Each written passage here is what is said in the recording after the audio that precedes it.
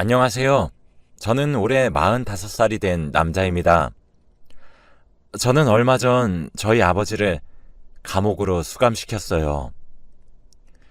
누군가는 제가 불효자라고 여기고 손가락질 할 수도 있지만 제 이야기를 한번 들어보시면 분명 생각이 바뀌실 겁니다. 저는 어렸을 적부터 어머니와 단 둘이서 살았어요.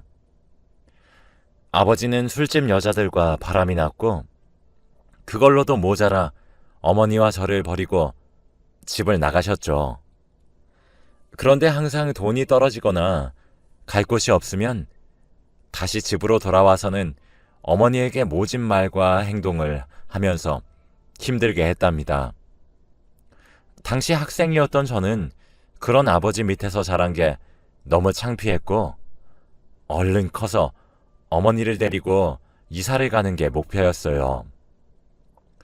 사실 아버지가 저희 동네에선 유명한 망나니였거든요. 그래서 다들 저희 아버지와 눈이라도 마주치면 아버지와 시비가 붙으니 눈도 마주치지 말라고 할 정도였습니다. 그러니 다들 그런 아버지 밑에서 자란 저도 좋게 볼 리가 없죠. 어릴 때부터 친구들에게 놀림도 많이 받았고 차별도 많이 받았어요.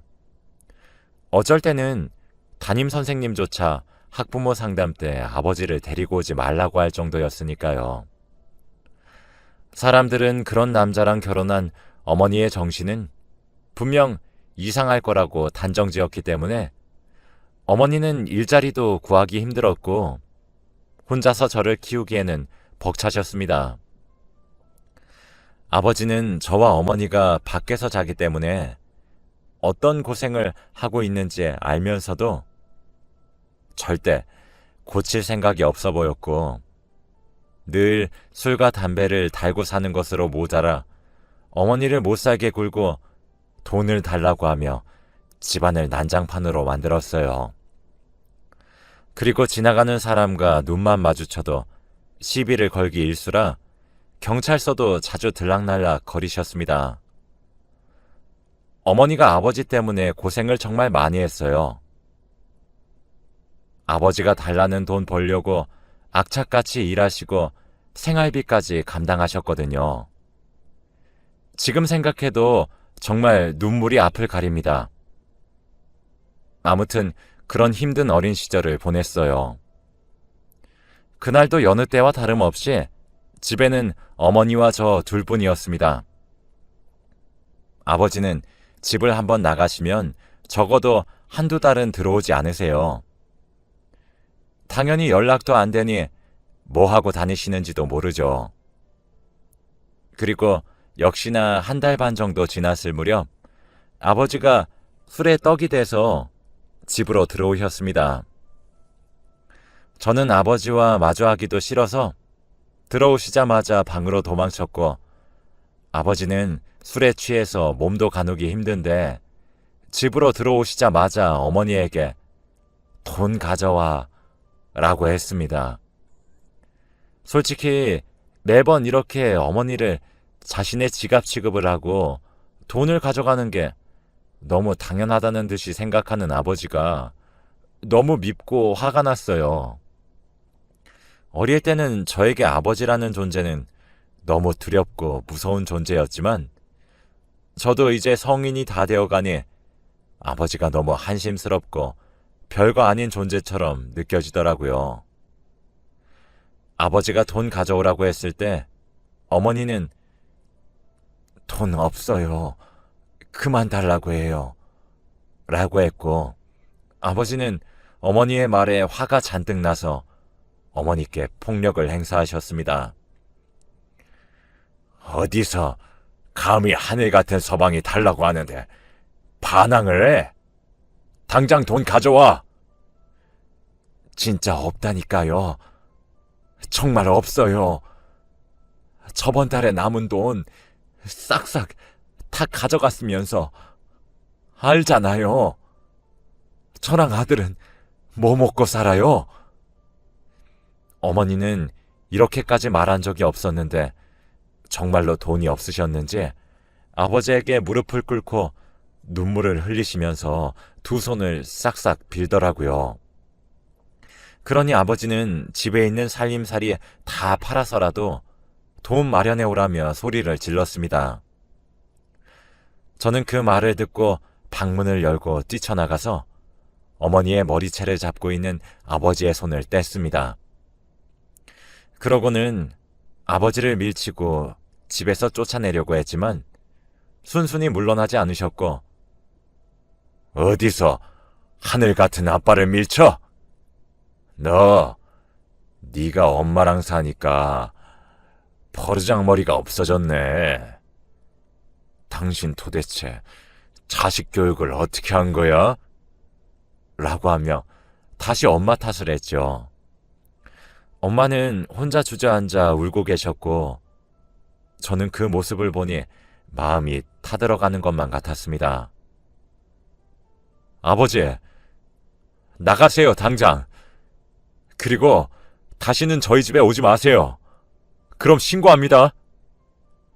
아버지는 신고라는 말에도 물러나지 않으셨고, 저에게 아휴, 버르장머리 없는 놈이라고 한 뒤에 혼자서 밖으로 걸어 나갔죠. 아버지가 나간 후 저는 울고 있는 엄마를 안아주면서 어머니, 울지 마요.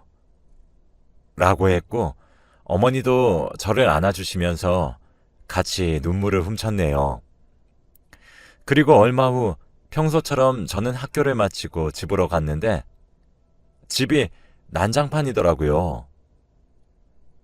지금 시간에 일을 하고 있어야 할 어머니가 집 안에 계셨고 주저앉아 울고 계시는 겁니다. 그 광경을 보니 너무 놀라서 울고 계시는 어머니에게 달려가 도대체 무슨 일이냐고, 도둑이라도 들었냐고 물었어요. 그런데 어머니는 아이고, 네 아버지가 와서 날 빚쟁이로 만들었다. 어떡하냐? 네 학비랑 네 대학교는. 엄마가 미안해. 우리 아들. 근데 네 아버지가 도장 안 찍어주면 너에게 해코지를 하겠다는데 어떡하니? 라고 했죠. 아버지는 일부러 제가 없을 시간에 집으로 오셔서 어머니에게 당장 은행으로 가서 어머니 명의로 대출을 받게 해서라도 돈을 달라고 했대요. 당연히 어머니는 안 된다고, 아들 학비라고 아들 인생 망칠 일 있냐고 했지만 아버지는 아랑곳하지 않으시고는 돈을 달라고 하며 집을 난장판으로 만들었다네요.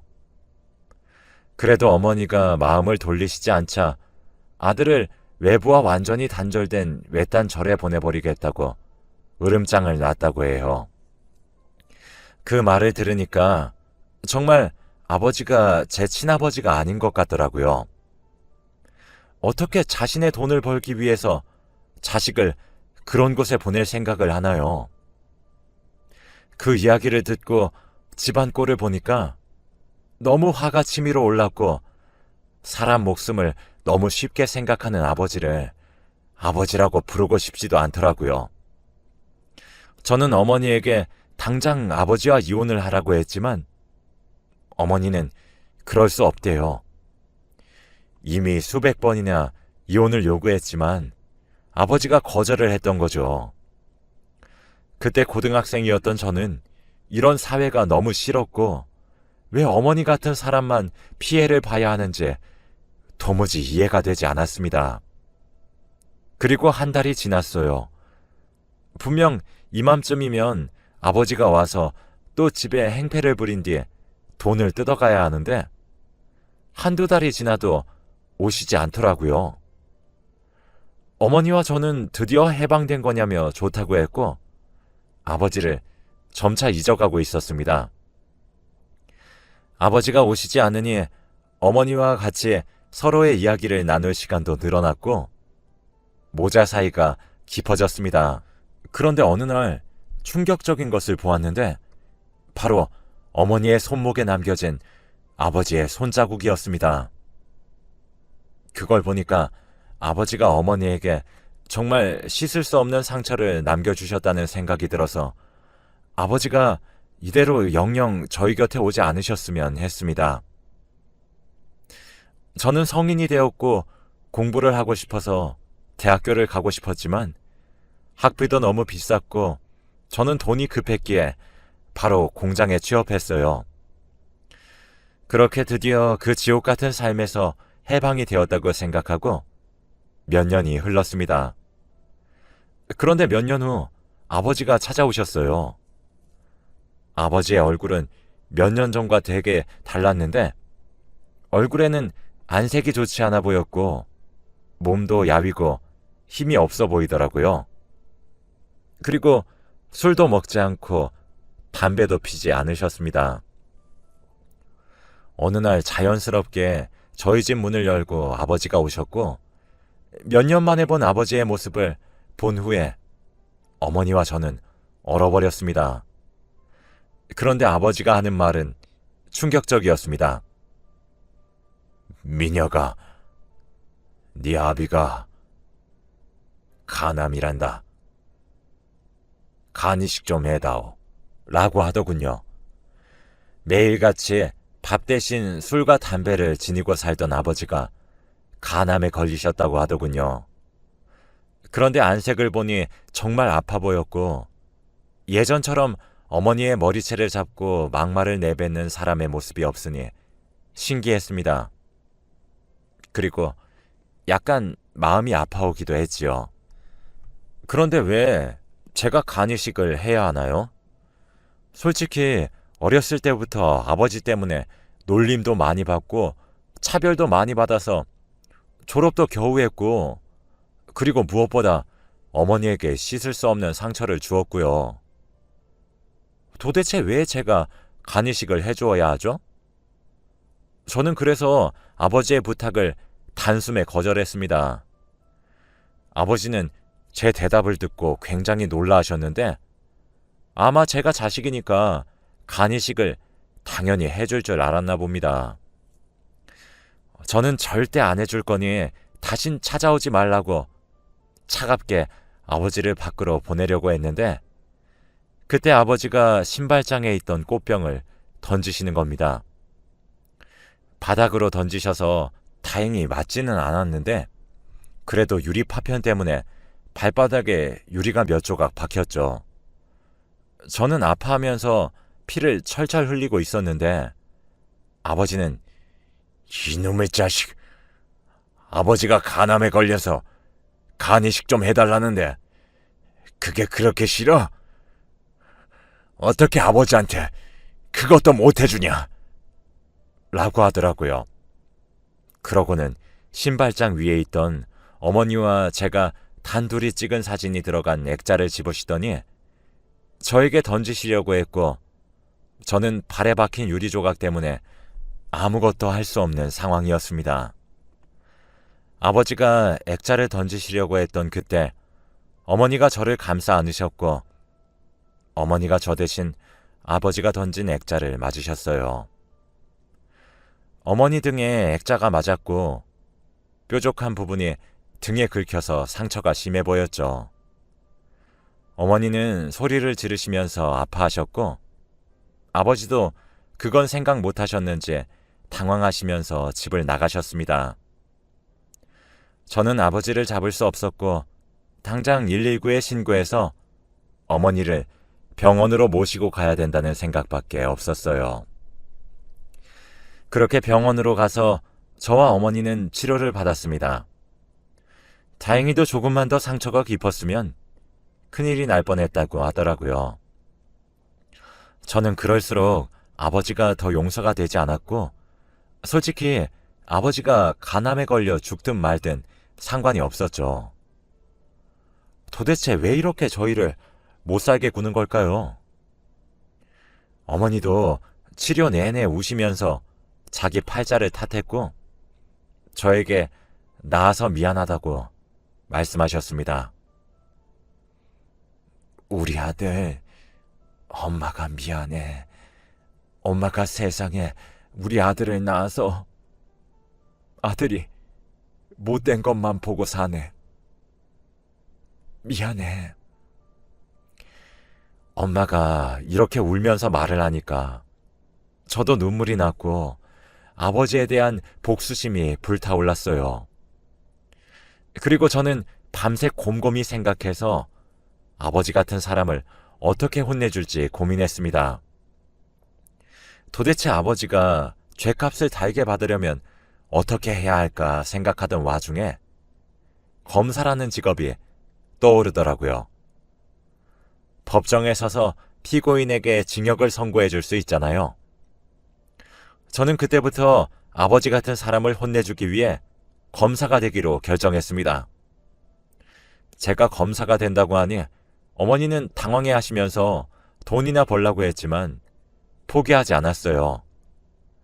학창시절에 제 성적은 상위권이었지만 등록금 때문에 대학을 포기했던 것이었거든요. 아버지에 대한 복수심에 불타올라 공부를 열심히 시작했죠. 매일 밤마다 코피까지 흘려가면서 공부를 하니 30살 초반에 저는 검사가 될 수 있었습니다. 정말 검사 합격 통지를 받았을 때 하늘을 날아가는 것만 같았고 어머니도 검사 아들 생긴 거냐면서 죽어도 여한이 없다고 하셨죠. 저는 드디어 어머니가 무슨 일이 생기면 제가 보호할 수 있는 직업을 가지게 되었답니다. 그렇게 검사 일을 열심히 했고 몇 년 차가 되었어요. 그동안 정말 많은 사건들을 해결하고 보면서 저희 아버지 같은 사람이 되게 많구나라는 것을 느꼈습니다. 아버지는 그때 어머니에게 액자를 던지신 후 한 번도 저희 집에 오지 않으셨어요. 한동안 오시지 않길래 혹시 어디서 죽은 건 아닌가 싶어 동사무소에 가보면 아직 잘 살아 계시더라고요. 간암이면 지금쯤 세상에 없으셔야 하는데 말이 전혀 되지 않았죠. 분명 거짓말이었던 게 분명했습니다. 아무튼 몇 년 동안 저는 검사 일을 하면서 바빴고 어머니는 제가 검사가 되자마자 일을 그만두시고 집에만 계세요. 그렇게 열심히 인생을 살아가고 있었습니다. 하나의 사건이 끝나고 또 다른 하나의 사건을 담당하게 되었어요. 이번 사건은 조금 컸는데 한 남자가 할아버지를 무차별 폭행한 사건이었죠. 저는 무슨 이런 경우가 다 있냐며 화가 잔뜩 난 채로 파일을 열어보았는데 정말 충격적이었습니다. 피고인의 얼굴이 바로 저희 아버지였거든요. 몇십 년 전에 집을 나가신 후에 한 번도 본 적이 없는데 너무 당황스러웠죠. 아마 아버지는 제가 검사가 된 걸 모르실 거예요. 그리고 담당 검사가 저인지도 몰랐겠죠. 저는 드디어 아버지가 죗값을 달게 받을 기회가 왔다는 것을 느꼈고 그 사건을 어떤 사건보다 더 열심히 조사를 하고 준비했어요. 그렇게 1차 재판이 시작되었습니다. 피고인석에 앉아있던 아버지는 검사석에 앉아있던 저를 보시더니 엄청 놀라셨고 저는 반응해주지 않았죠. 아마 검사가 저인 것을 보고 무혐의로 풀려날 것이라고 생각했던 것 같아요. 저는 1차 재판 때 누구보다 정확하고 깔끔한 증거와 말솜씨로 변호인의 말에 반박했고 아버지도 당황을 하시더군요. 그리고 1차 재판은 끝이 났습니다. 당연히 검사 측이 유리하게 흘러갔죠. 재판이 끝나니 아버지가 저에게 오셔서 너 미쳤냐? 네 아버지가 지금 수갑 차고 있는데 아주 이를 갈았더라. 왜? 저 호래비한테 돈 받았냐? 2차 재판 때는 나 무죄로 밝혀. 알겠어? 라고 하더군요. 저는 예전의 제가 아니었어요. 그동안 많은 걸 배웠고 아버지 같은 사람이 제일 이기기 쉬운 상대라는 것도 알았거든요. 저는 아무 말도 하지 않고 지나갔습니다. 그런데 아버지는 제가 아무 말도 하지 않는 걸 긍정의 대답으로 받아들였는지 피해자 측 가족들에게 가서 농락을 했다더군요. 저 검사가 내 아들이요. 난 무죄 확정이요. 라고 했다며 가족들이 저를 찾아와서 따졌습니다. 저는 절대 그러지 않을 거라고 했고 피고인의 아들 아니라고 했어요. 아버지에게 폭행을 당한 할아버지는 지금 전치 16주를 선고받았고 나이도 많으셔서 수술도 쉽게 진행되지 않은 것 같더라고요. 가족들이 펑펑 우시는데 정말 마음이 아팠습니다. 저는 결국 2차 재판 날 아버지를 최고 구형으로 선고했어요. 아버지도 제가 이렇게나 높은 형량을 줄 줄 모르셨는지 굉장히 당황하셨고 판사님은 제가 말한 대로 진행해 주셨죠. 아버지는 재판장에서 나갈 때까지 소리를 지르시면서 너 이놈 어떻게 네 아비한테 그러냐? 라고 했고 저는 무시했습니다. 저는 그날 아버지에게 당한 모든 일들을 복수한 것 같았고 너무 통쾌했어요. 할아버지 가족들도 감사하다며 인사를 해주시는데 그 사건이 제 인생에서 가장 기억에 남는 사건입니다. 그리고 집으로 돌아가서 있었던 일들을 어머니께 다 말해주었어요.